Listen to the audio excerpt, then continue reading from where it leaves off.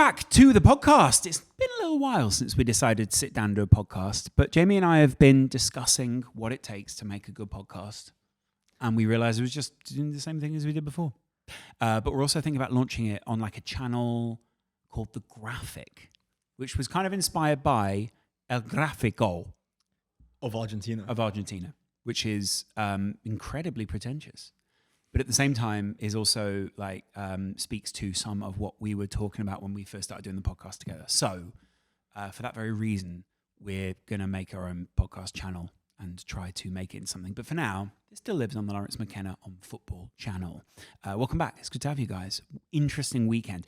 I always feel like when you get back from the international break, and I know probably every podcast this week has started this way, they go, you know, international football's out the way. We can just concentrate now on the Premier League. Nothing is going to distract me ever again from this. All these kind of things. And actually, it was just that there were just really good games this weekend, like a series of them. And after a particularly drab period of international football. Do you know what? The period between the two international breaks was actually like a really quite flat football period, I felt. Like no game in my mind kind of stands out in that time. I know there will be games where people will be saying in the comments like, oh, you can't forget this. But like... You had the two at the end of last week. You had the City-Chelsea classic. Yeah. But it doesn't stand out as like, oh, classic. Because I don't think Chelsea had kicked on from it. Well, I had the thing on Saturday of sitting and watching Liverpool versus City and being like, oh, this feels so good. Right. Because I watched, it was the classic, like England away in the Balkans, North Macedonia. North Macedonia is a hard place to go. I mean, Italy found that out. I feel like people underestimate them. They haven't lost there for a while. Because North Macedonia is kind of like, I feel like every country in that region has like a real point to prove. It's sort of like, you know nothing about us anyway. You care so little about our history. Have that, your big bloody FA Cups. Yeah, there's also something about like the players were knackered. It was interesting because I heard Southgate say, look, the players are knackered. From what exactly was he saying? From the season. Yeah, because it can't be travel. But the interesting thing for me was like, I understand that, but there's probably like 5 places or 6 places in that starting 11 up for grabs. Yeah. And it's interesting that you would kind of go autopilot through a game. If I was any of those players, essentially a start apart from Harry Kane, I'd be thinking, Jesus, this is my... Declan Rice maybe aside, like this is my window to grab this game. So it was weird that it was so pedestrian. Is it like the point in the marathon you get to where you're about 10k in, so not even like maybe just over a quarter of the way? Well, the novelty's gone. The novelty is definitely gone, and at that point you're also like, oh, there is so long to go. I am tired. And weirdly, like you trick yourself into being tired, even though you know, as a professional footballer or as someone who's running, you've got that whole marathon in your bag. Like, you know it's going to happen. Yes, if you don't have Mark Gay breathing down your neck for a place. Right. Okay. And that's my confusion always. Right. But then when it came back to City versus Liverpool on the weekends, the crispness and the like, oh, they train together, so the game is so organised. Look at them. Look at them go. It felt so fresh. I still feel like there's a lot of interesting England chat there, but I feel like that's maybe for another time. What I would point out is, I think the point about tiredness is definitely one. And I felt like that was so interesting for the Liverpool game versus Man City, because it felt so clear to me that the City goal was from tiredness, from Alisson. Like, Alisson almost looked not like, he didn't look sleepy, although he does have those like eyes that I think we both possess, where it's like, oh, have you had enough sleep, mate? And he could have had 10 hours and his eyes still look tired. I've got 2 kids' eyes. Sure. But even then, I'm like, that his wife is looking after them the night before, or they've got like 3 nannies. And not that he's not a good father. He looks like an incredible father. But as a professional footballer, you go, I have a game. Headline, Alisson Becker is not a good father. Do you know what? The funny thing was, and it's a really weird insight, when we filmed the Jordan Henderson documentary, don't think I've ever referenced that, we met him while signing footballs and FaceTiming his kids at the same time and sort of just going like, oh, how is daddy misses you and things like that. But in Brazilian Portuguese. And I just remember looking at him and being like, oh, those kids adore you. Like, absolutely adore you. Are they in Brazil? I don't think they were. I think they were in somewhere else, but I think he was just like, they're in England. Yeah. But he was just like, you could just tell he was just this great dad. Like, he's also just got such a cuddly way to him. He's got such a, like, you just want to be relational to him in some sense. The same qualities that make him reassuring behind a back four Absolutely. are the same qualities that would make him a reassuring forward. And the same reason why when people said over the weekend, if that was Ramsdale making that mistake, we'd all be going spare. I was sort of like, yeah, but it's not Ramsdale making that mistake. It's Alisson, who's arguably one of the top 3 goalkeepers in the world and has got like a reassuring nature to him. Does that make sense? The Ramsdale comment is perceptive, but it doesn't take into account the fact that Ramsdale, the thing that's maybe unclear about him is whether he really has that reliability. Mm-hmm.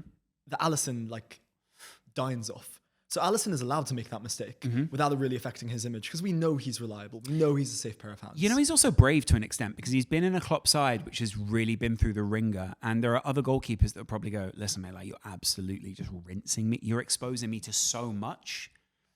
His need as a top-end goalkeeper has been so different down the years. Playing for Liverpool, obviously playing for Roma.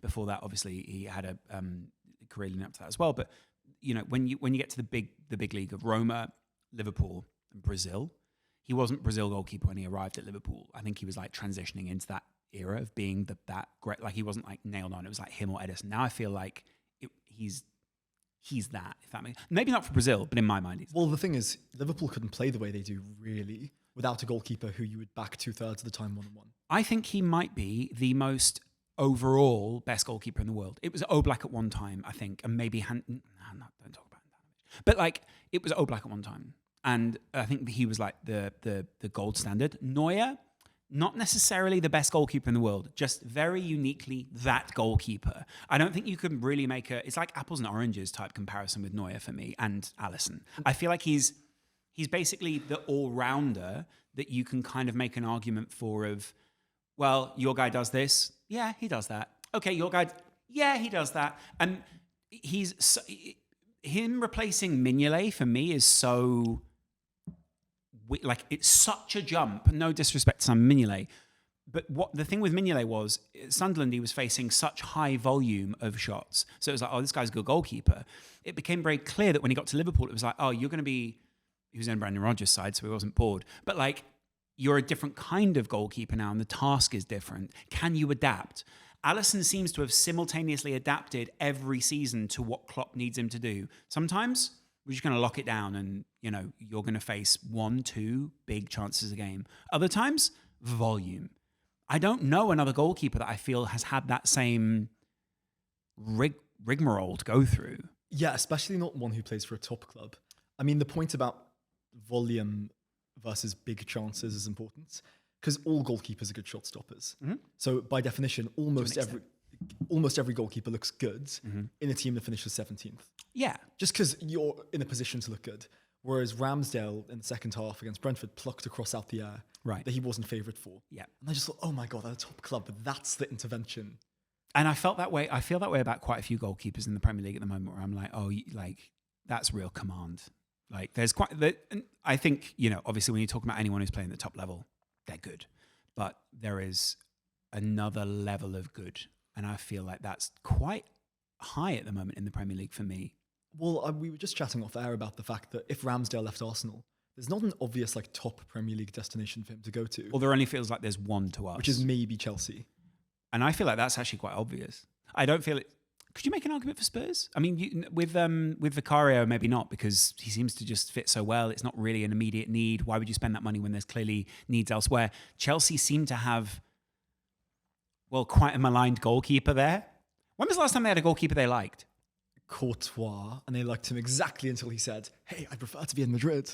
Yeah, and now it's sort of like, oh, screw you, old man. But it's interesting because like it just shows like Martinez is brilliant. Yeah, at Villa. He really is. Although Martinez, by the way, I don't know how old Martinez is. I probably need to look it up. Bro, if I had that hair, and I can say this having this hair, if I had that hair, would that work? No, obviously not. But like, you get my point. How many people? Let me just find it. Emi Martin. He's probably what, like 31? He's 31. Yeah. Is that a 31-year-old man's hair? Although my real question is, what's human age in footballer years? Like, so in footballer years, he's 20. In human years, he's 23, 24. Yeah, it's also does a goalkeeper. The goalkeeper's kind of the grandpa of the side. Either the grandpa or the like zany uncle that you're always safe with. Oh, or like not so safe with. Yeah, but that's okay. Because we've had the Joe Hart, Jordan Pickford avatar, which is like England's number one, like will lamp you if you don't give the ball back to him quickly. Basically, your older brother type, sort Angry of like grip. yeah, the older brother that is a bit like don't cross him. And they're not reassuring, but they'll make a save that makes you go, that's my number one. Yeah, and every now and again they go, come on, give me the ball. Yeah, and the interesting thing about I saw that live when Joe Hart was like, give me that ball. That was so good. It's so not what you want from a goalkeeper, by the way. No, especially not at home. That's what I thought was weird. When he like, it was Euros. It was at Wembley. I think it was against Italy. At Wembley? In the Euros. Then he's had more than one clip where he's done Really? that.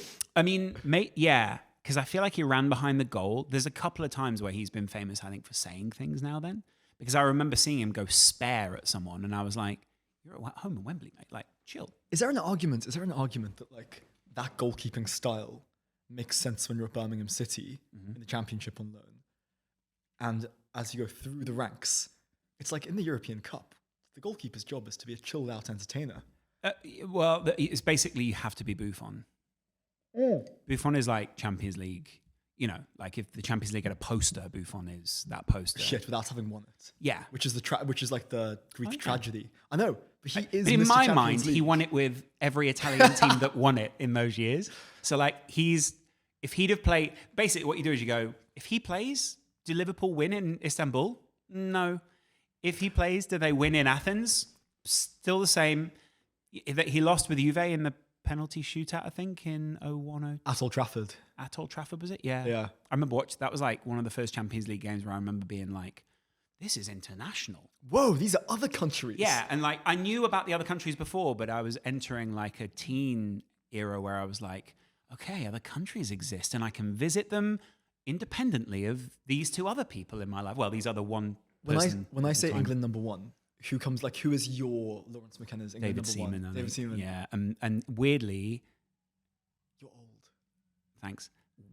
I remember the Terry Venables era, so that'll tell you everything you need to know. R.I.P. Terry Venables. R.I.P. Terry Venables. I mean, a lot of stories about Terry Venables. I think he seems broadly to be one of the nicest men in football. That he had lovely vibes, and I think everyone who seemed to play for him seemed to love him. And I've always felt this about the FA. I felt like the FA never wanted a man who was bigger, who was like bigger than the FA, if that makes sense. And I think like Terry Venables maybe became a bit too popular for them almost. And Euro 96 was so cruel. And Glenn Hoddle maybe fits the same mold. Not appointing Harry Redknapp fits the same mold. Like they don't want the character. Yeah. But at the same time, that felt so needed, I guess. Glenn Hoddle was like I felt like he was Glenn Hoddle maybe gets a tough rap because of his like magazine interview where he said all the stuff. But outside of that, and the David Beckham stuff, I felt like he got a really tough rap in the David Beckham doc. Yeah, the David Beckham doc portrayal was... What did you make of it? Rough. I'll put it that way. I thought it was rough for him. Tough gig. Yeah, really rough gig. There's something about... so when the England number one question, I think Paul Robinson, he was the... I think Nigel Martin as well, weirdly, though never really England number one. Arsenal? No, Leeds. Leeds, right. Yeah, right. And also Tim Flowers. Blackburn.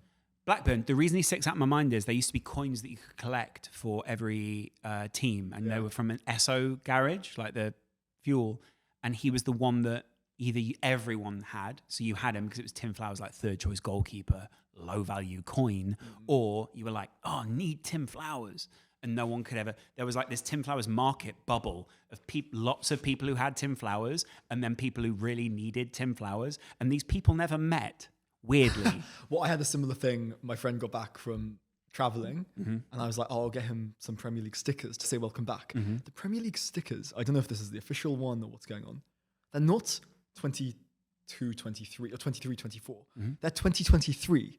So we opened this thing. It's like 3 Southampton players. What? Yeah. Wow. I know. So they've found a way. How does that screw you? They've found a way to. You bought Hooky. Yeah. Yeah, that's your fault.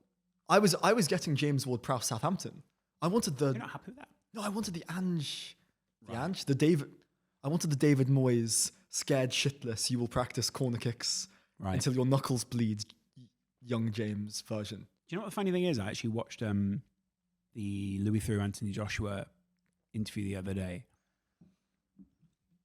I'm so confused by Anthony Joshua. It's such a weird...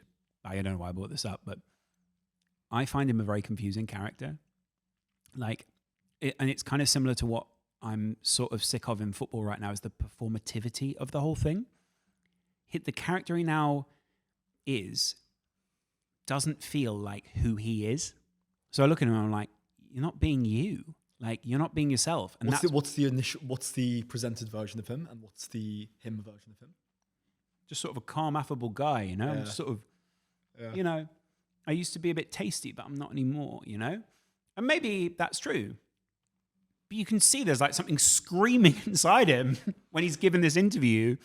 Just being like, and he wants to tell Luke, like there's one point where he points at his knuckles, you've probably seen that bit, and his like knuckles are all, they're messed up, bro. But he's like, yeah, it's from a fight with 6 guys. It's sort of like, oh, that's still in there, like, you just can't show that.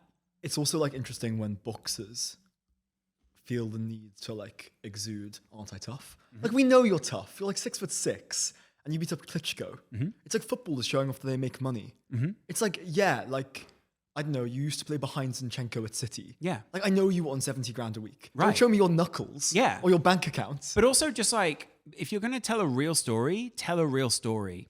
And that kind of leads me into like what I saw this weekend with the Adidas boot launch with Trent Alexander-Arnold. What a way to transition to the game. Yeah, good work, that. So he played in the Predators this weekend, which were unreleased Adidas Predators. Predators, a classic football boot at this point, played in by some of the most iconic players of all time, Zinedine Zidane, at least in that era, Zinedine Zidane, Steven Gerrard, David Beckham. I'm sure there are more. But that's 3 iconic players, like arguably 3 of the biggest players of all time in each of their leagues. Trent plays in them. And I think on my last video, I made a joke. It was a tribute to David Beckham, when obviously it's a tribute to Gerrard and probably just Trent being his own guy. I think it's the perfect get for Adidas. I think it's like such a good get for them. He's a bit cool as well, Trent. He's really cool. Like, he's like affable. He's really great conversation. Down with the kids. He's been on Beta Squad. He knows chunks, like all these kind of things. But at the same time, like, you get the feeling that he's like he's still really like down to earth in the same way probably as Chunks and those guys, I think, are. When I say probably, I have met them. And I looked at the launch video and I went, oh no. And don't get me wrong, like, I'm sure someone really creative did it. And, you know I've got in trouble before for critiquing other people's creative work. I felt a bit like disappointed. I always feel disappointed when I watch football videos at the moment, because it's all of them are like, so, Trent, we need you to read this script about your life that we've written, and you're going to tell us about your life, but through our words.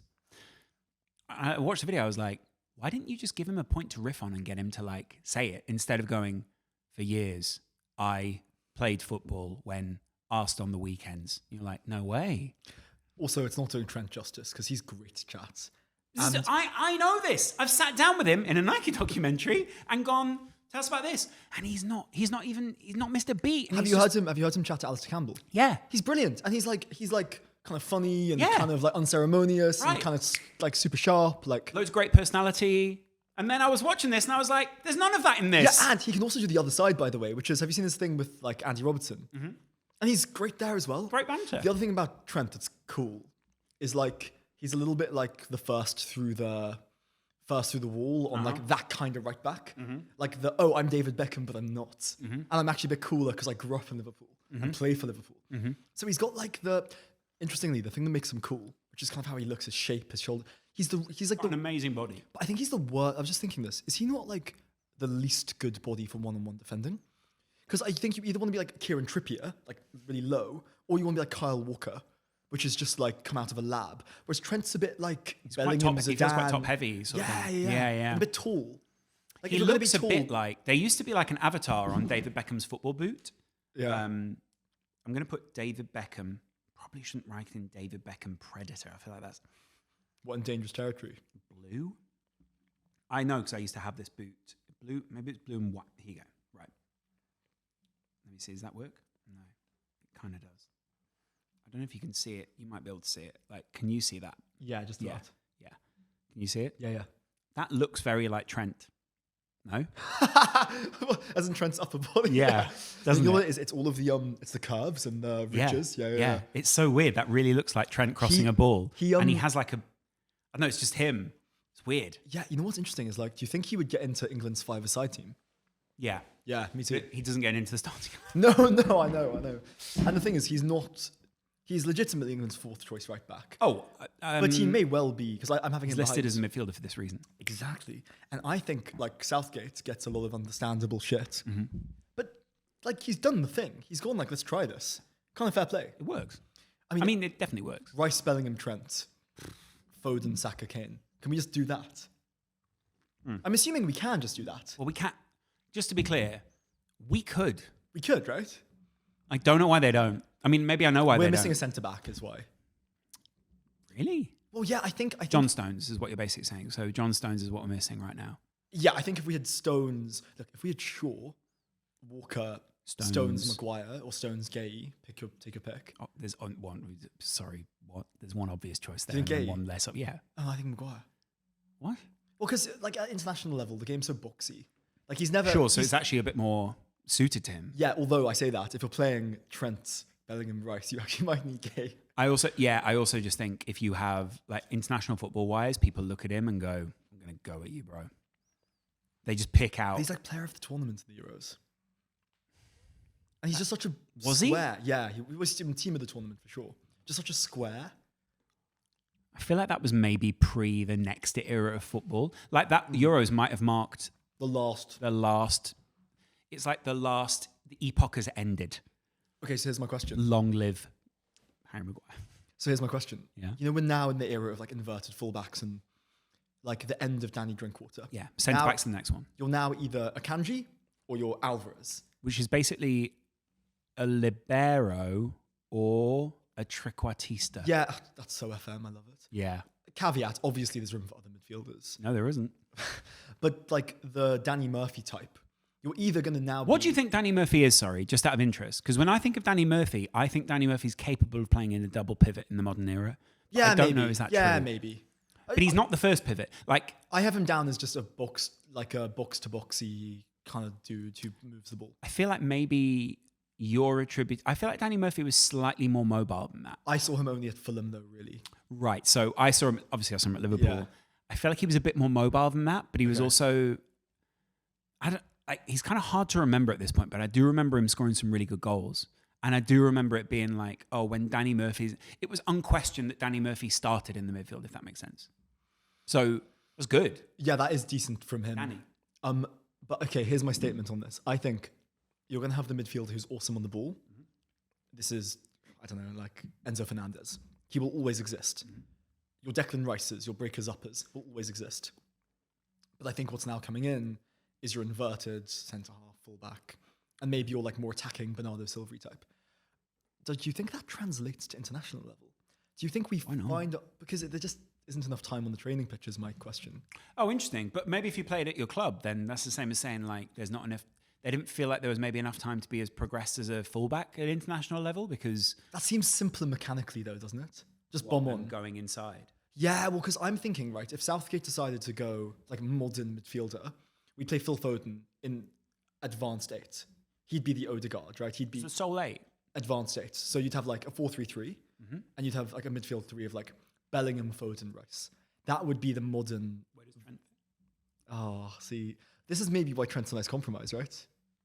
I feel like compromise is not needed in this England team. Do you think Trent just goes? Do you think Trent just goes straight in alongside Rice and Bellingham, or do you think instead it's like a Calvin Phillips and you play a double pivot there, or do you think it's someone else entirely? Do you know what I feel like Trent does offer? Is an element of unpredictability that at an international level makes us really hard to play. What you kind of want is players that you sort of go, what do you do again? And there's just so much he can do. He's so versatile. In the same way as Bellingham is so versatile, Rice is so versatile. If you started a Bellingham-Rice midfield with Trent as like either part of a double pivot or one of the 2 8s, which you probably could do actually. He could be the right-sided 8. And Bellingham could be the left-sided, sort of 8, come whatever it is, the role he plays now. Well, it's an interesting question because quite often when I watch England, and it sounds silly given how good we are going forward, it's like, oh God, this is so predictable. It's either going to be Sterling scores, which is a little bit dated now, or Kane's going to score a penalty. So to have Trent in there, like tiring defenses, space opening up. And Bellingham and Trent, although maybe because both of them are too wandering, you then need someone who's different to Rice. Partly, you might have just compromised on one of the 3, and the easiest compromise is Trent, because Bellingham and Rice just make too compelling of a case, and also you look at them and go, I know where you play. Whereas with Trent, you're sort of like, well, you could just play right back. You know what's interesting too is whether Bellingham is forcing Southgate to rethink things. I mean, also, yeah, I get that. Yeah, right. Because when you watched England without him, you just thought, geez, they are missing something big. And it's like, hang on, the version of Bellingham that's playing today is a different Bellingham to last year. He was great last year during the World Cup, but he's now like an upgraded, more well-rounded, more goal-scoring version. And I wonder if he's kind of the answer to the goal-scoring problem in the way that he is at Real Madrid. Does that require a completely different Harry Kane? No, because Kane likes dropping in anyway. So when Real Madrid are doing it, he's playing like a 10, and the 2 strikers are going wide. Kane, sort of like Venables. Yeah. Venables kind of did that. Yeah. Like, I think he's like David Platt. Who, Bellingham. Yeah, and that would make Paul Ince Rice, and then that would make Trent Steve McManaman. I don't remember who the other one was. That's a really nice comparison, by the way, because you got the Scouse thing. Yeah, and they're both like unpredictable. Yeah, a bit unpredictable. Carry the ball quite well. Sometimes you can get a bit like, you know, they're amazing, and you know what they were trying to do was awesome, but sometimes you're like, didn't quite come off. Do you buy the argument that Liverpool should bring in the right back? And I think I kind of do, but I feel like that's just more of a depth thing. But at the same time, I don't buy it because Joe Gomez actually is a very capable, adaptable, right-sided player. So he's very good at filling in at right back. He's very good at filling in right centre back. Liverpool's centre back situation has changed a lot in the off-season from not changing the centre backs, from showing faith in those guys. And I feel like that has kind of worked. It was unusual they started Matip against City. I mean, not unusual. We know probably why. It was probably an illness/injury thing. But like you kind of wonder what it would have been like if they'd have started Konate, how aggressive it could have been. But then Matip is very underestimated, and I've always preferred him to Konate. Yeah, and I know, like that's not the same as me saying he's better than Konate. He's probably not as good as Konate. You preferred what you see with him. Yeah, I just always feel like he's got this like kick out of defense. Like, I'm going to drive. That does worry players. I think a lot of players worry about that. And he always feels to be like the spare man. It's always like, oh, you're not going to press me because I'm not Van Dijk. So you're going to give it to me. And he kind of just goes, okay, and strides forward. And against City, he did that to force a save out of Ederson. Yeah. He played the ball out wide. But that also can sometimes... So sometimes he tries that and you never see it because it doesn't work out. Mm-hmm. So watching the full game, you're like, he's doing that run. That's going to happen maybe once more in this game. Unless the team obviously just doesn't shut him down at all, and then he basically goes, I can just go wherever I want. But City obviously will know all these trends. And I felt like that was something I wanted to discuss on this, was like less, we will talk about whether Liverpool were or are title contenders. But with the way that Klopp's playing now, it's obviously a different press. It's obviously a different shape. It's obviously a different. The whole team is very, very different. So weirdly, like comparing them to last season almost doesn't work. But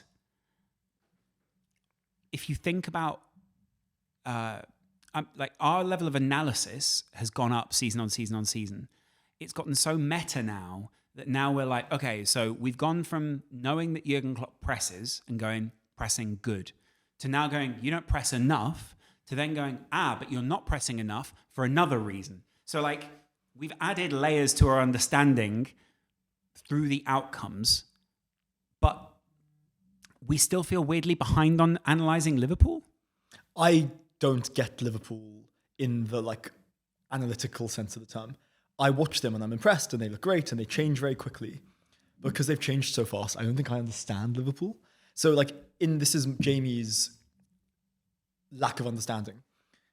initially counter press, Gegenpress. It really worked. And it was awesome, and it was like very intense. And also like baiting the press, like a lot, like baiting the pass to then press. So it was like, at the time, it looked very intense because of the way it was. And it was very intense. And then it became baiting.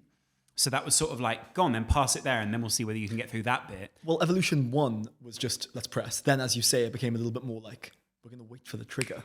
And then it was a little bit more targeted. And that felt like City knew, and this is what I'm talking about, the meta element of it. City knew that on the weekend, and they've obviously always known it, and maybe our analysis has just been too simplistic. But what I mean by that is like, City knew that, and it felt very evident on the weekend to me that City were looking for the patterns that Liverpool were trying to go in and trying to exploit those patterns almost.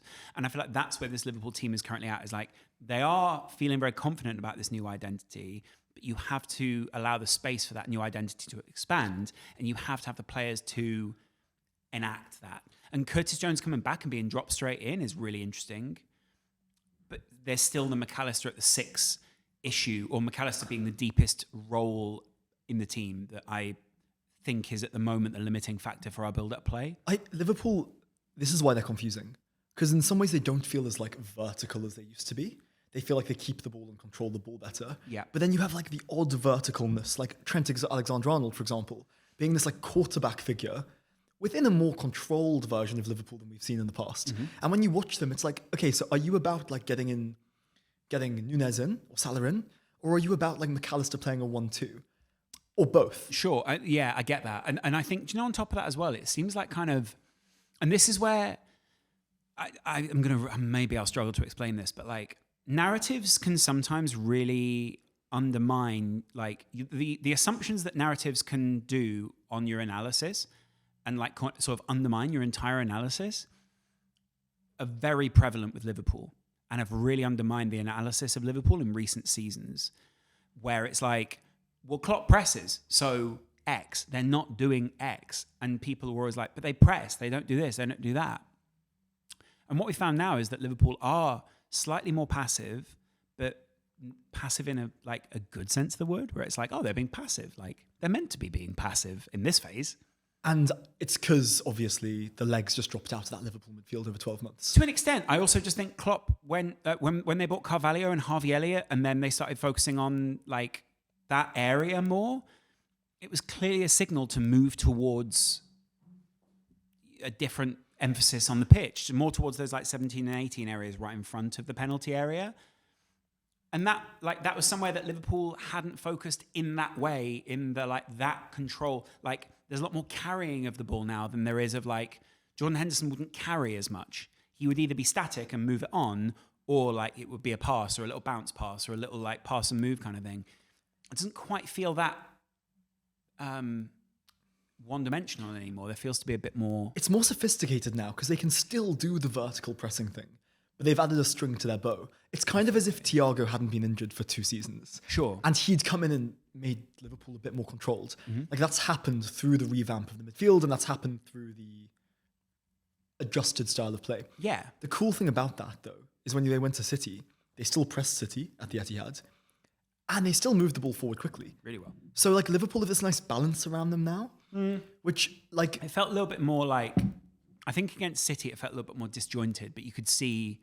There's been a few games where it's like you can see what they're trying to do, but it doesn't quite work. I also think... that's really hard to analyse if you're not a Liverpool fan, or if you're not watching them week in, week out. You're sort of like, that didn't work. It's also like at the Etihad, though, the disjointedness is almost like slightly intentional, because if you want to hit on the brake and take risks, it's very difficult to do that and keep the ball under a lot of pressure. Right. Like, the whole game was a little bit disjointed. And that was as much because also both managers are really good at reading the other manager and anticipating, and to an extent they psych each other out. Like, they sort of go, but you're going to do this. No, but you're going to do this. But you're going to do this. Yeah, I saw Foden get the ball, and like immediately 3 players on his back. Yeah, right. And it's like, good luck having a cohesive game of football. Yeah, I get that, yeah. But also, Foden had a really good game for City. I felt like, because Liverpool came back, we've kind of like, and because we're not quite sure where City sit at the moment, we're like a little bit unsure of, no one's really said anything about City after that game at all, really. We haven't learnt anything, is what I'd say, from City. Do you think? No, we know what they are. They're going to be good until March, and then they're going to be really good. And they're doing it without their like best player, more or less, which is De Bruyne. And they're also missing John Stones, who's like their third. It probably goes, leaving Haaland aside, because I don't know what to say about him. It kind of goes De Bruyne, Rodri, John Stones. Okay. Probably. And in terms of importance or emphasis, or Rodri might... Yeah. Rodri might be more important. Rodri might be like the most important, because when they lost him, they lost both or two of the games and then drew another or won another. I think they lost 3 in a row. Didn't they lose 1 in the cup and Wolves, right? The cup, Whatever else it was. Wolves, Arsenal, something. Yeah, and that was not good.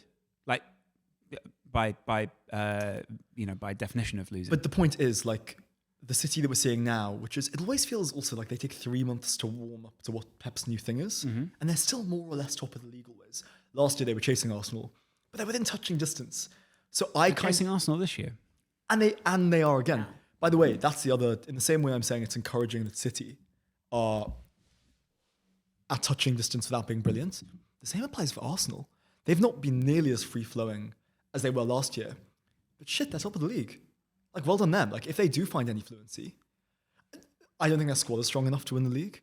I think we saw that on the weekend against Brentford. I know they won the game and it was awesome and title winning, blah, blah, blah. But I was watching it and thinking, this is the difference between you and City. City would bring on, I don't know, City would bring on Alvarez, or City would bring on Foden or Grealish. or just someone, yeah. Like or Doku, or... Doku was kind of insane on the weekend. Like, I know, obviously... What I thought was interesting about Doku was like people, he won his one-on-ones with Trent, but it was like, yeah, but that's kind of what, like, there's almost like an element of like playing possum with Trent, where it's sort of like, go on then, beat me. And then when you do, Matip's there, or whoever's coming in to drop into midfield to come win the ball. Like, they almost just drop Trent there as like bait. And I feel like that's where we're like there's not enough analysis of what Liverpool are actually trying to do. It's sort of like Trent's meant to be good. Trent meant to win ball. Yeah, also being beaten by Doku isn't a criticism one-on-one. Everyone gets beaten by Doku one-on-one. He's kind of like, watching him, it's horrible as an opposition fan. I love it. Like, I mean, I love it in the sense of like, I love him as a player. I think I can't believe that like City just got him so unopposed. Yeah. It felt that way. I mean, who else can you name who can really, if City go high enough, who was Barcelona? He feels like a bit of a Barcelona player, but maybe that's because he plays in the Pep team. He feels like such a Barcelona player. He feels like a 2023 ex-Premier League, not very good, kind of very good. Yeah. He also feels like he's got the ability to play left wing for Juve. Oh, but later. Give him 3 years to get to the Europa League final with Juve. But you're right, like, he's quite unique. And as far as like, I also like the Grealish is the control. He retains the ball more. He's less this evolved version of Grealish, if you like, rather than the Villa one. It's a bit more controlled, a bit more checking in, a bit more all of that stuff. And Doku's kind of the live wire. He's the like more raw. He's more active almost. Exciting. And there's more like, let's just what's the end product here? Bang, bang, bang. His end product is also like... actually really good. Way, like, because, you know, usually the lad you've never heard of who signs for City, who takes everyone on, the reason why you hadn't heard of him is because he's got a shit end ball. Yeah. But he doesn't. He picks out a man most of the time. Right. And you sort of look at it and go, oh, right, you are actually, this is working like so early as well. And maybe that's due to injuries. Maybe that is due to like need for Doku to be in the team. So there's just this like, well, you're in. Isn't it cool though, the Pep like started out at Barca with Henry and Eto'o and was like wingers, and then kind of lost the thread on the wingers and thought, really wingers. We've got Gabriel Jesus, he'll play there. And now it's like, I'm not going to play with the striker. Haaland, centre forward. I don't play with the winger. Doku, winger. He's kind of adaptable in the same way that Klopp were given credit for his adaptability. And it's cool because in the era of football philosophies, I'm looking at you, Ange, it's cool to have a little bit of adaptability within a framework, you know? Yeah, I felt like, you know, the whole thing with the whole Ange thing where he still played a really high line against, was it Arsenal? Chelsea. Chelsea, sorry. With 9 men. Yeah. I was like, I know everyone was giving him credit, and I mean, yeah, to an extent, you deserve that credit, but I was also looking at it like, you lost. Like, you didn't do what, I get it, like, they were like, oh, well, late on, it almost worked. It was like, yeah, but you could also say that the other way, you could have also lost 5-2 or whatever it could have been. It depends who you're managing. At Spurs, you're allowed to do that, right? So it's like if that was Liverpool, you get absolutely ripped because everyone would just be like, "This is insane." Whereas with Spurs, it's like no reputation to lose. what are you really losing anyway? Ten Hag would have been beheaded on the centre circle. Right. The full-time whistle would have gone, and they would have brought on the guillotine, and it would have been all very procedural. Like, Yeah, and Gary Neville would have gone, just part of being a Manchester United manager. Yeah. Yeah, I get that. Yeah. I think also Spurs are wounded from playing such shit football for 2 years. Yeah, and now, but weirdly, like they've lost how many games in the run now? Three. Yeah, they're playing their B team though. They're literally missing their two centre halves, two midfielders, and a centre forward. Because they're missing Sarr, Basuma, Maddison. That's your triangle. And they're missing the Dutch lads. Van de Ven. And Romero. Yeah. So they're playing 4 fullbacks. Which is harsh. And Villa to beat them on the weekend. Yeah. I was trying to ship the very unlikely take that they're just really good Burnley. And I'll explain it. Go on. In as far as it's such a bad opinion. It's a really unlikely take, I'll put it that way. Is that Burnley played a certain way, and the way they played facilitated getting 100 points in the championship when they had the better players, but will facilitate getting 23 points in the Premier League because they've got worse players. Villa haven't really, bar the weekend, had a game all year. They've either been battered or battered teams. And there's not been I think the way they play is so exposing of the footballers. Like, there's nowhere to hide. That if they're better than you, they're probably going to win. If they're worse than you, they're probably going to lose. And I like that. It's kind of ambitious. It's cool. So wait, you saying they're better? So at the moment they're better than Spurs, but on paper, if you started your 2 strongest 11, the Spurs have got a much better team. Well, I think it's the existence of Spurs at the moment is the counter argument to my point because they're so similar. John McGinn was like a weird one on the weekend. I looked at him and I was like, are people sleeping on you now in this? He's got the best bum. I mean that functionally and aesthetically. Yeah, in football. No, aesthetically that's not true. But okay. Take it back. Yeah. But you mean in football? He's got the perfect, where I was saying Trent might be too tall or top heavy to defend 1-on-1. Mm-hmm. He's got the perfect, I'm going to be really good for Scotland in a surprisingly advanced role body, which is go on, get it off me. And physically. Yeah. He turned someone on the weekend and I was like, oh. John McGinn is stout. That's what John McGinn is. He's also Scottish stacked. So he's you imagine he's just a piece of wood. Yeah, he's also I just love that him and McTominay are a genuinely fearsome international. Horrible. I mean, really though, McTominay is I think the top scorer in the Euro qualifiers. That could be wrong, but I think he's got more goals than anyone. Harry Kane might have now changed that. Mm-hmm.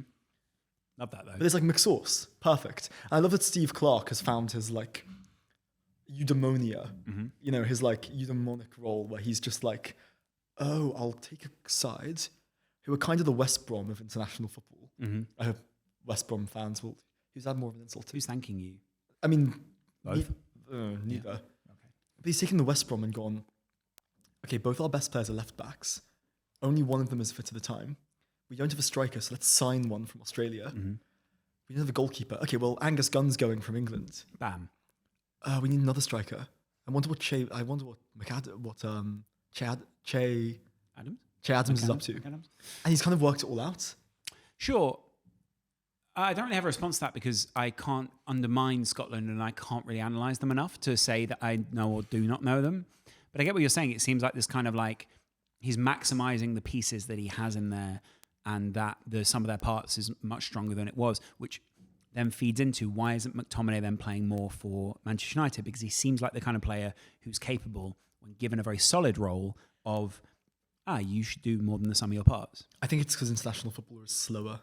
Yeah, for sure. And I wonder this, about Serie A as well.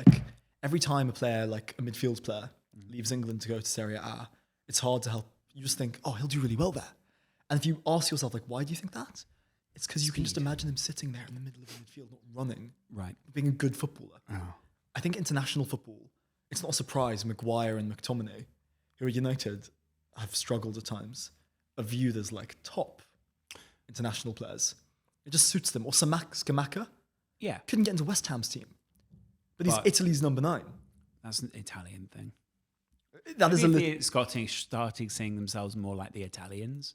Self-image, I feel is a real thing. And that's partly why the Ange thing works with Spurs. Klopp works with Liverpool. Arteta works with Arsenal. They've all found people who kind of fit the mold correctly rather than like remold. It's also why, I mean, like in the Rugby World Cup, Ireland have never won a knockout game, which is just a crazy stat. In the history of Ireland, they've never won a knockout game. That's good. And then when they played South Africa, it was like they're better than South Africa, or they played New Zealand even. But just the shirt works. Just the shirt works. Yeah. And, you know, the England shirt used to weigh heavy. Yeah. And now it doesn't in the same way. And it's the same, you know, with Liverpool, like, or even Arsenal on the weekend. Arsenal wouldn't have won that game in recent years, but now playing for Arsenal means something 10% different. Who's more likely to win the Premier League, Liverpool or Arsenal? It's a brilliant question. It's one that a lot of people have asked, and we're going to finish the podcast on it. Let me just talk it through. Arsenal, we know what they are a little bit more than we know what Liverpool are. Liverpool are a little bit newer. Do you really think that? So I feel the opposite. Tell me. I feel like Arsenal at the moment, I feel like I'm not sure I could name Mikel Arteta's strongest starting 11. I'm not sure Mikel Arteta can currently name what he would consider to be his strongest starting 11. Maybe that's a good thing. I feel like Liverpool can name their strongest starting 11 and the players who come off the bench at which point in the game. And we know that in January, the likelihood is they attack a more defensively minded player and begin to rotate that midfield just a little bit more with Gravenberch and even Cody Gakpo, who deserves a lot of credit for the weekend, didn't really get it in the first place, came on, enabled Liverpool to play a bit more expansive football, enabled them to drive again with the ball in the same way as Klopp wanted to, with Gravenberch on one side, Cody Gakpo on the other. And if you put a 6 in the middle of that, or someone who's more defensively minded, I feel like there's maybe barring injuries, there's a slightly more formed and slightly more resilient. Yeah, and it's possible now I say it as well, Liverpool have more on the bench. Like, if Saka gets injured, which Arteta's sort of trying his best to do, yeah, or Saliba, God help us, like last year gets injured, I'm not sure Arsenal have a replacement in the same way that Liverpool can bring in Diaz or Jota or Gakpo, or at the back, they've got either Matip or Konate. Yeah, I get that. And maybe Tsimikas is a possible weakness. A lot of people liked his performance on the weekend, but really, you know. I think I've had my mind changed. I think... Oh, it was pretty quick. I think I'm so on the fence about it. Like, Liverpool's depth. The thing that I like about Arsenal is they did it last year. They ran City really close. And maybe they're like not quite as good, but they're top of the league, despite being not as good. I like that. Liverpool are new as of this year. It's a fresh kind of thing. But they've kind of figured it out quite quick, and they've got lots off the bench. So I'll say Liverpool, but it's like 51-49. Yeah, I feel like the reason you could do Arsenal, and I mean the reason you could do Liverpool as well, is there is the experience of pushing City relatively close. I feel like Liverpool have pushed them slightly closer. You could also say less that recently. There's a last dance type feel to Liverpool as well, allegedly, where it's sort of like a lot of players are sort of like, oh, this might be the last chance we get to win it with a fully fit, regularly playing Virgil van Dijk. Maybe we'll get one more season. Mo Salah being in the team. I think there's a couple of guys who are like, oh, this is getting into the twilight runs now. Andy Robertson as well, I'd imagine. And isn't it interesting? Maybe Alisson at a push, but I don't think Alisson. Isn't it interesting though? Because I totally buy that last dance thing, but it's also like a new Liverpool side. It's kind of both. It's kind of exciting. Yeah, but the new, young, invigorated players are in, and those old. There is a bit more of a balance. I feel like Arsenal maybe this season. Maybe I'm analysing them on the goals they set out at the start of the season as opposed to the goals that they probably have now. They are still doing very well in their Champions League group. They're still, on to easily go through. They're still top of the league, obviously, so they're a fantastic side in that sense. But I do feel like I'll be interested to see whether they can replicate that in other more difficult scenarios, which seems like quite a stacked end to them, or at least like a stacked second half. It's also interesting because there's an era in Arsenal football, which is really weird. It's like, oh, Walcott was in the same team as Lundberg? Yeah. There's that era. It's like a weird crossover season. Liverpool, we might look back at this side and go, what? Like, Szoboszlai played with like Salah? That's so weird. Yeah, that is strange. And I get what you mean. It would have been even weirder if it was like Szoboszlai and Henderson in the same team, but I don't feel like those two ever would have started the same Henderson games. leaving may well be like, that's that era. It feels like it was a turning point in Liverpool's history, I think. Like losing both those players and possibly the impending loss of Mo Salah. It's pretty... I don't know, like it's pretty, like weirdly, if Saudi Arabia didn't exist, I feel like Liverpool's transfer policy actually might have been a more difficult one. I think what's happened here is Liverpool are like a guy who's like had a breakup and it had to happen. Like it was clearly going that way. And everyone thought, okay, look, the next 6 months, it's November, it's dark, might be tough. But then you see him out and about and he's got like facial hair and it's working for him. Yeah, and he's it's going kind to of the dynamic. gym because he's got all that free time. Yeah, and it's kind of like ahead of where it should be. Like you knew it was always going to get fixed and he was going to be fine. But it's kind of a new style and I'm liking it. Like, and I'm saying I haven't seen enough of Liverpool to really understand exactly what they do. It's just new and weird and I like it. I like that. Yeah. Whereas like Arsenal, for example, are like the dude who is still with the girl and they've changed things a little bit and it's maybe a little bit less exciting than it was. Like their lifestyle is a little bit more conservative. But shit, like they're top of the league. So you're comparing those two and you're going, who would you rather be? And I don't know the answer. That is what I'd like to see in the comments. Thank you very much for watching a slightly different angle of the we're going to call it the graphic. Yeah, the graphic podcast. The graphic podcast. Sounds a little bit different, looks a little bit different. We're going to work out a visual style. But what I wanted to do was sort of like do this. We've been snacking on these all the way through the pod. We've been filming on these. And I kind of like being able to see the cameras on camera. What do you think of the visual style? I like it. Maybe you don't. It's kind of down to earth, right? It feels a little bit more like real. I felt like a lot of other people are sort of like, hide everything. Or like, hey, we're in a studio. It's like, cool, nice studio. Yeah, I like it this way. Yeah, me too. Let us know what you guys think in the comments below. Obviously, you're all happy to have Jamie back because that seems to be the general consensus on the channel. But thank you very much for watching. Jamie has your own thing. Have you posted on that? When was the last time you posted on that? Have you posted my podcast again? Not yet. Need to fix the audio. We did a podcast and it was so good. And What I a uploaded success. it. You know, I got home and I got home in the evening. And then next day, edited from about midday to 2 a.m. And then was so exhausted when I uploaded it, the volume was fucked. And that, my friends, is how to re-upload a podcast. Thanks a lot for watching us. Head over to Jamie's channel. I'll put the link in the description. This podcast will retake a new form soon, maybe a little bit more structured in the future. But if you want to let us know who you think wins the league in the comments below, probably you could just be as apocalyptic and say City as you want, or you can tell me what your logic is behind others. In weeks to come, let us know the subjects you'd love to hear. Find us on Spotify, Apple Podcasts, and everywhere good that you get your podcasts. And we'll see you again real soon right here on this channel, but others too. Goodbye. Goodbye.